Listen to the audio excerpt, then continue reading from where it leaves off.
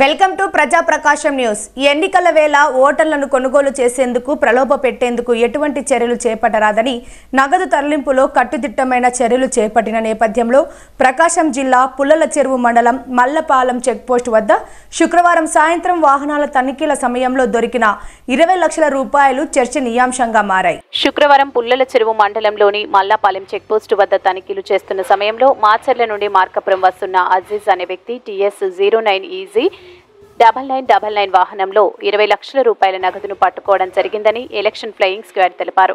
నగదుకు సంబంధించిన ఎలాంటి రసీదు లేనందున విచారణ చేపట్టారు. ప్రస్తుతం పార్లమెంట్ అసెంబ్లీ ఎన్నికలు కూడా అమల్లో ఉన్నందున ప్రజలు ఎవరూ 50,000 రూపాయలకు మించి డబ్బులను తీసుకెళ్లరాదని, తగిన పత్రాలు కలిగి ఉండాలని, లేని ఎడల ఆ నగదును సీజ్ చేసి ప్రీవియస్ కమిటీకి పంపించడం జరుగుతుంది ఆయన అన్నారు. చెక్పోస్టు వద్ద భారీగా 20 లక్షల రూపాయల నగదు దొరకడంతో విభిన్న కథనాలు చోటు చేసుకోవడంతో ఈ విషయంలో పోలీసులను వివరణ కోరగా SI SM ఫిరోజ్ ఫాతిమా విచారణ చేపడుతున్నామని తెలిపారు.